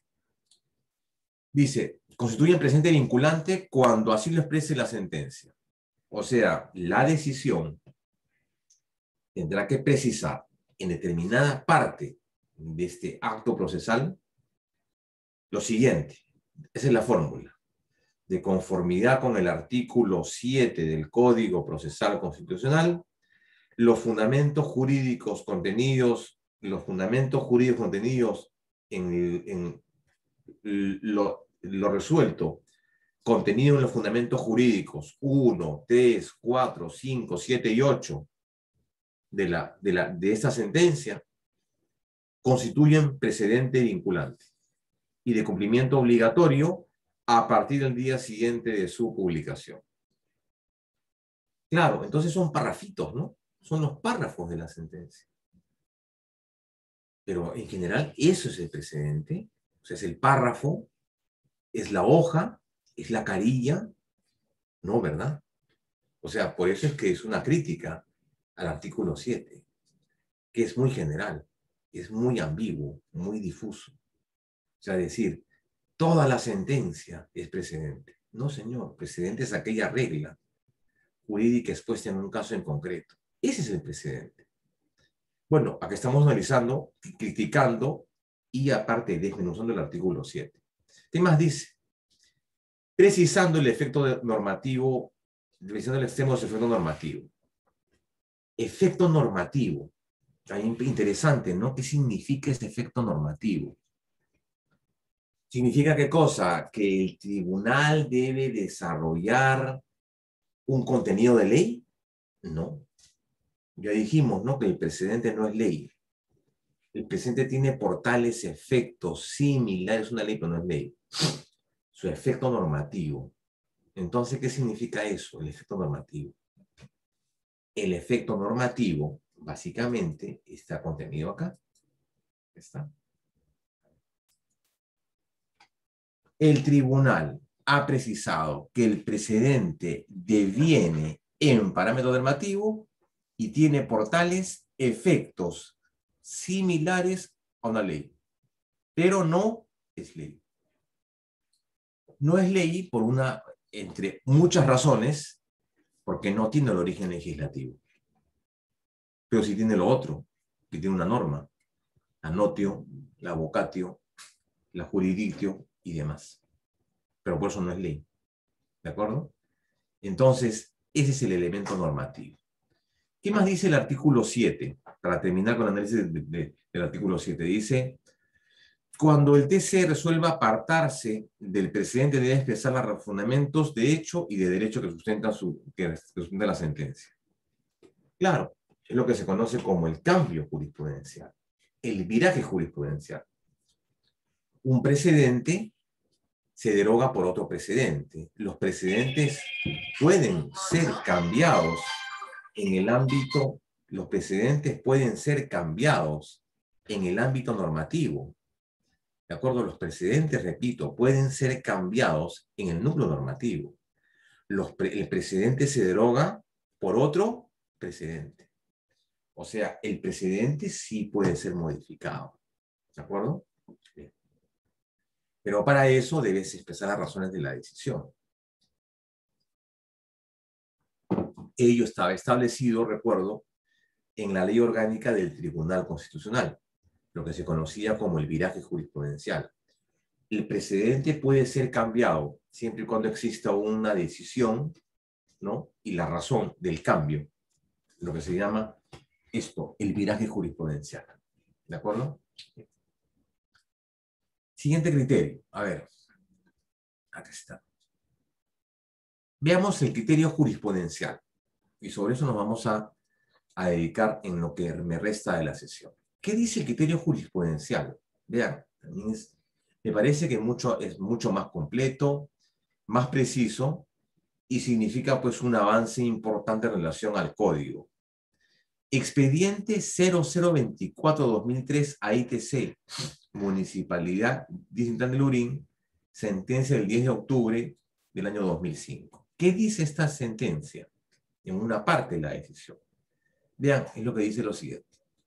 El precedente vinculante, dice, es aquella regla jurídica expuesta en un caso particular y concreto. Vamos por partes. Cuando te dice que es regla jurídica, o sea, ya no te dice que es la sentencia en su conjunto, ¿no? Te dice que es la regla jurídica. Regla jurídica. ¿Y qué es una regla jurídica? ¿Qué es una regla jurídica? La regla jurídica debe ser entendida como una premisa. Una premisa de subsunción normativa automática que en algunos casos deriva y en otros casos fija una regla de carácter procesal. La regla jurídica es ese enunciado que en un determinado caso en concreto establece tratamiento especial de carácter procesal. ¿De acuerdo? En algunos casos es una regla, digamos, que deriva y otra regla que establece una condición especial. Pero la regla jurídica, quiero que quede claro, porque eso es la esencia del precedente, es ese enunciado, es esa premisa, digamos, esa premisa de subsunción que permite al tribunal resolver de manera definitiva la controversia. Esa es la regla jurídica. Voy a establecer algunos casos muy claros, para que se entienda que es una regla jurídica. Permítanme un segundo. Regla jurídica. Formulación general usada para resolver de manera determinante la controversia, expresada en una subsunción automática. Una depuración normativa excluyente. ¿Por qué digo excluyente? ¿Por qué digo depuración normativa? Porque una vez que aplicas el precedente vinculante, no vas a aplicar nada más. Tu código, tu ley, la guardas en tu estante y se acabó el asunto. Acá no hay el código civil, el código penal, en absoluto. ¿Qué aplicas? Lo que dice el Tribunal Constitucional. Veamos algunos ejemplos para que entiendan mejor, los más sencillos para entender esto. ¿De acuerdo? Bien. A ver. He utilizado el caso clásico de un precedente vinculante, el caso Anicam Hernández. Precedente vinculante que establece los requisitos de procedibilidad en materia del amparo pensional. ¿Qué es lo que establece esa sentencia, que es un precedente vinculante como regla jurídica?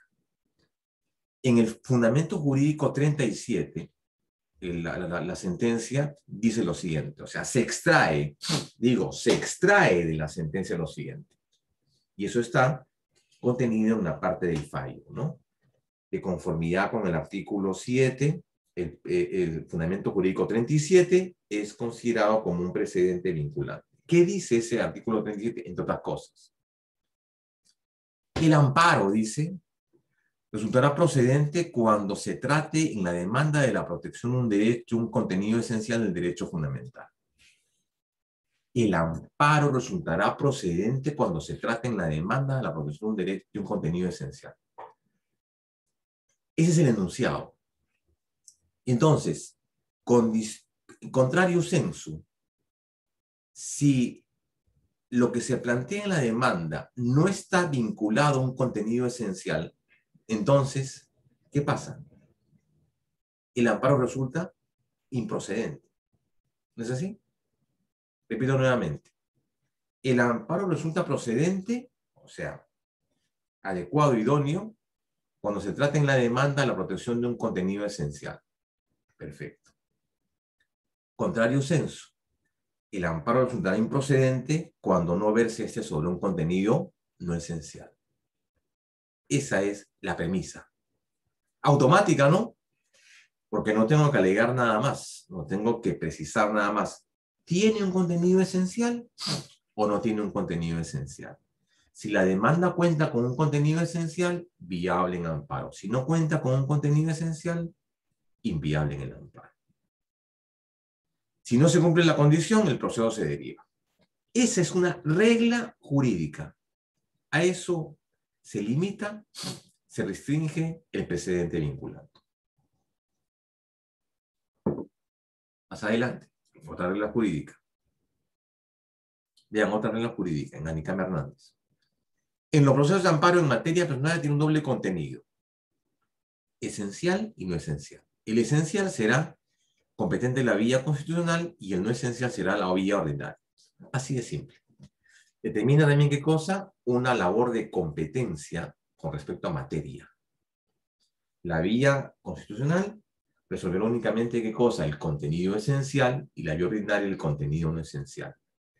¿Cuál será el contenido esencial? El hecho del acceso a la pensión. ¿Y cuál es el contenido no esencial? Aquel que tenga que ver, por ejemplo, cito textualmente de la sentencia, y que tenga que ver con nivelaciones, que tenga que ver con cambio de régimen, que tenga que ver la demanda con, digamos, pretensiones al amparo de lo dispuesto en la 2530, o que tiene que ver también con el hecho de algunos casos intereses y devengados. Eso, vía ordinaria. ¿De acuerdo? Vía ordinaria. Esa es la regla jurídica. ¿De acuerdo? Esa es la regla jurídica. Si no ha quedado claro, voy a votar por otro por otro ejemplo. Aquí está.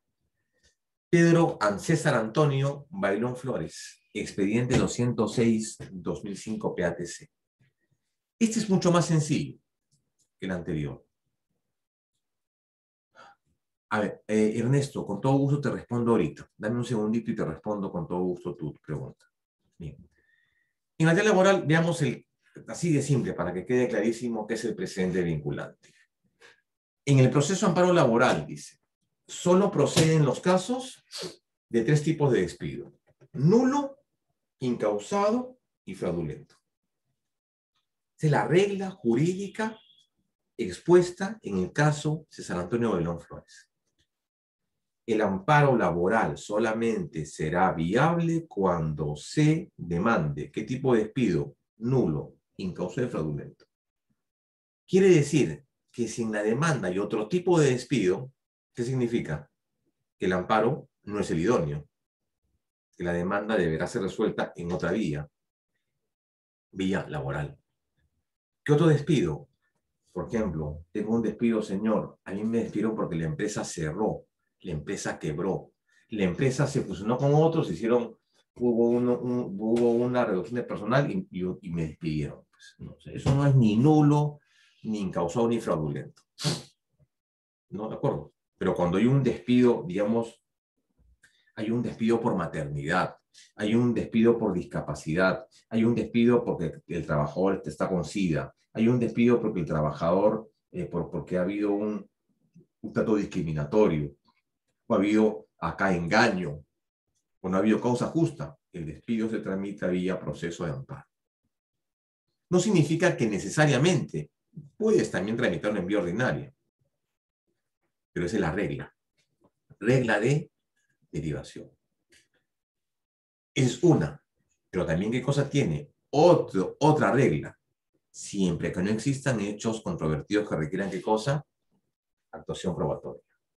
Esa es la otra condición.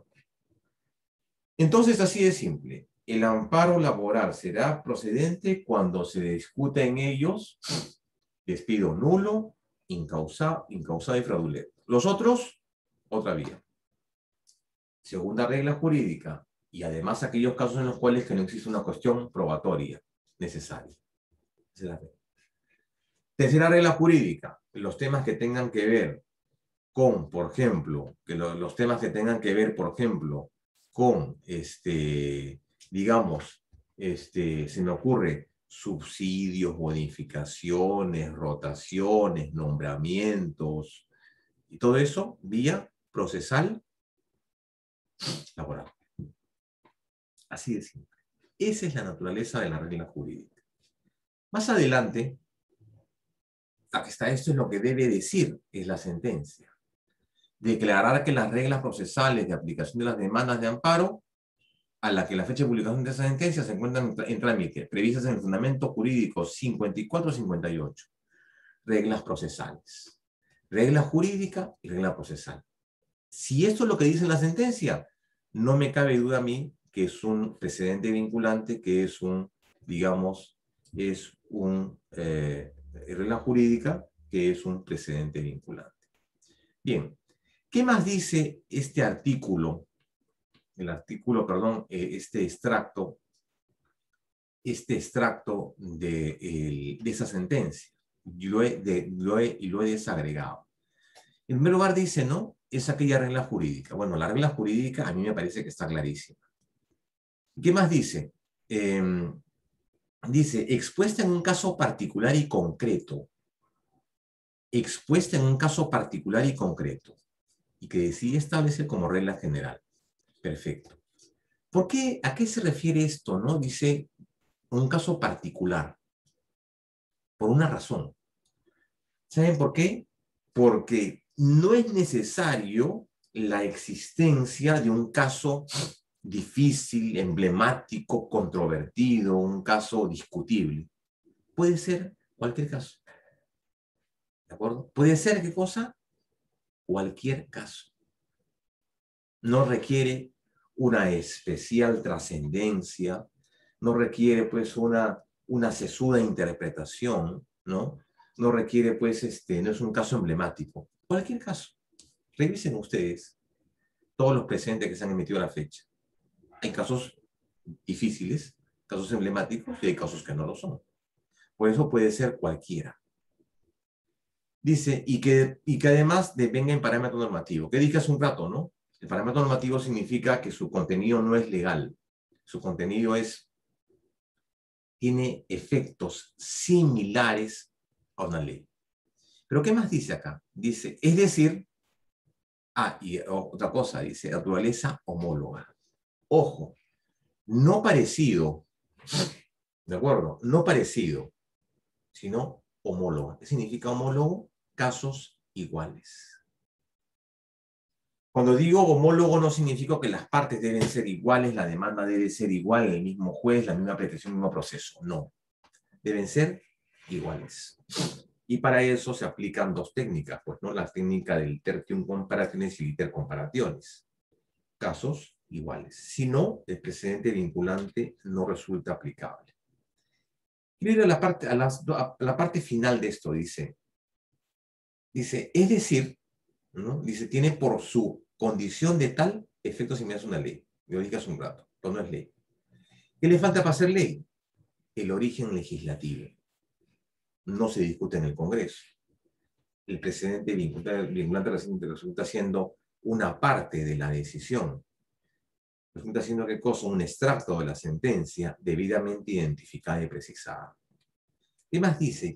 Con esta parte quiero, digamos, ir terminando, dice. Es decir, la regla general externalizada como precedente se convierte en una regla preceptiva común al alcanzar a todos. Vean ustedes qué interesante es eso.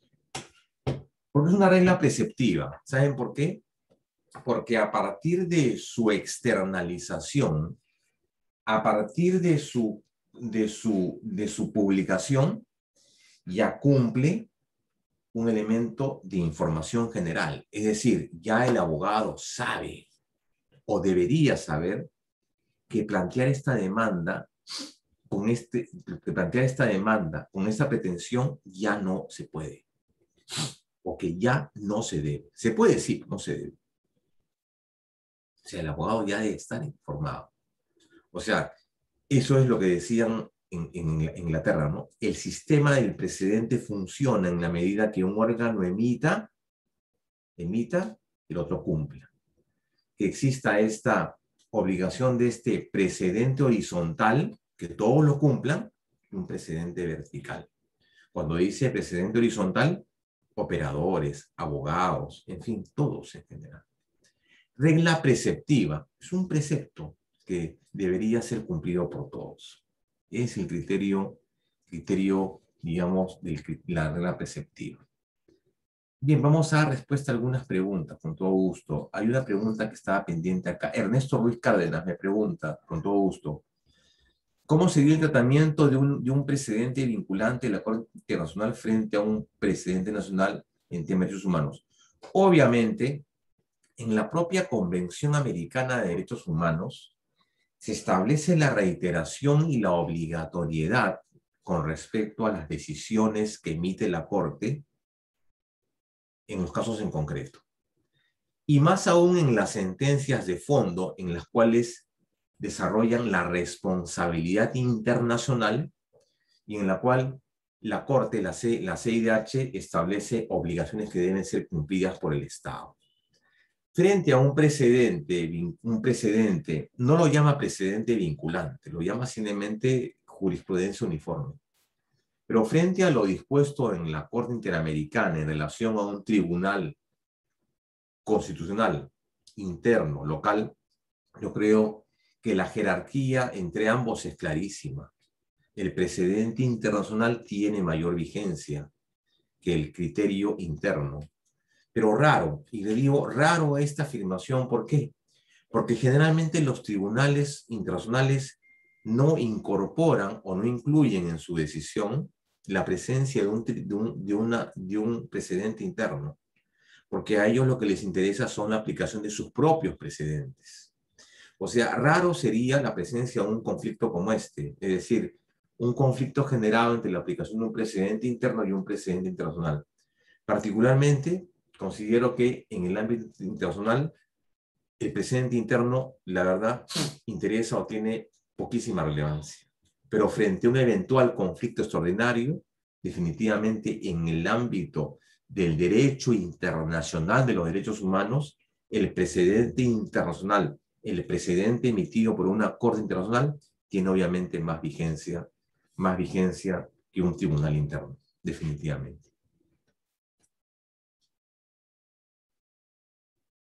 ¿Alguna otra pregunta? Con todo gusto.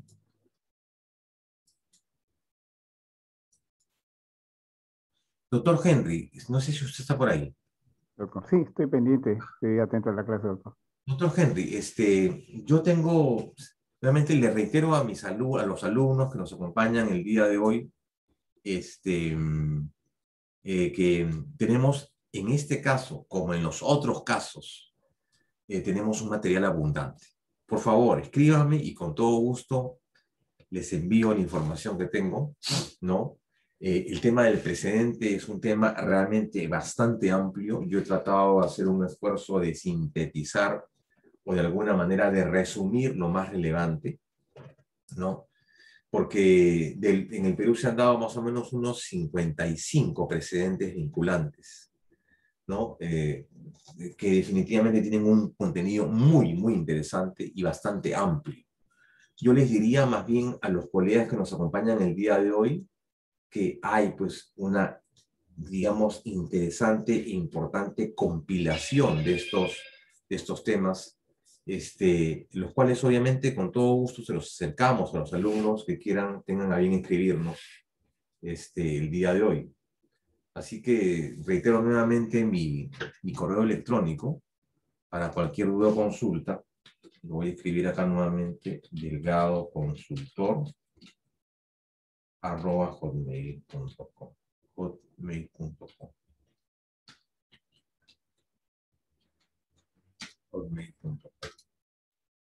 Perdón, es hotmail.com.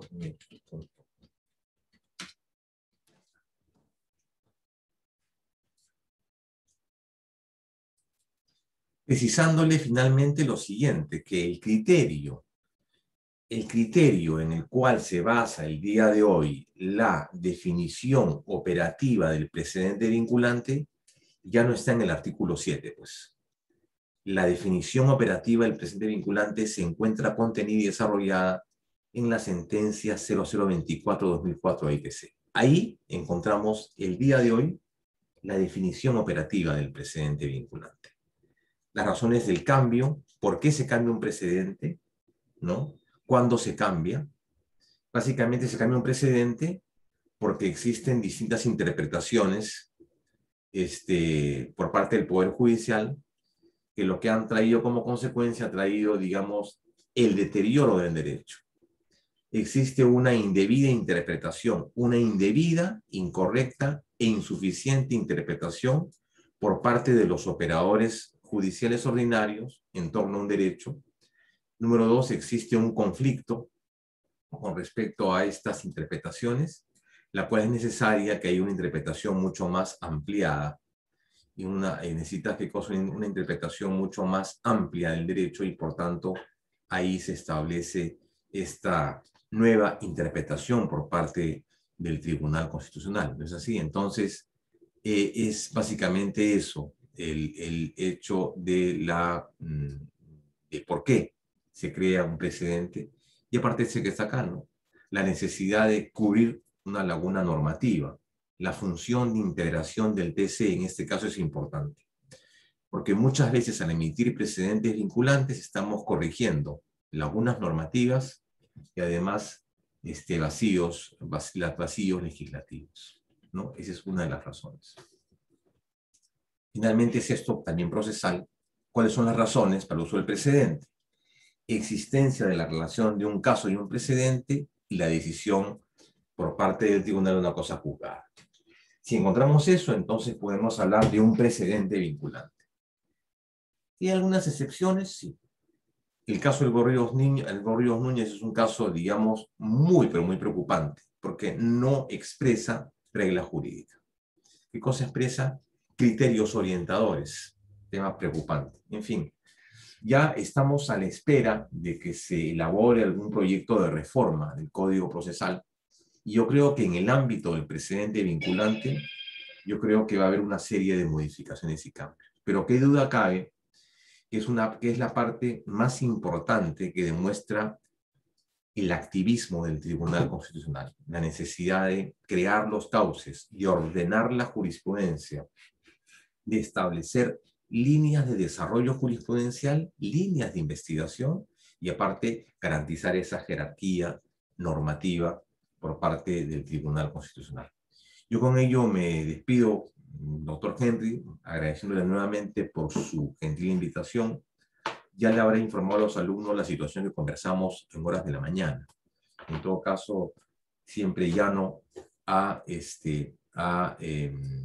cualquier interrogante. Doctor Fernando, muchas gracias por su ponencia del día de hoy. Y asimismo, doctores, le esperamos el jueves con la siguiente sesión, la sesión número 4.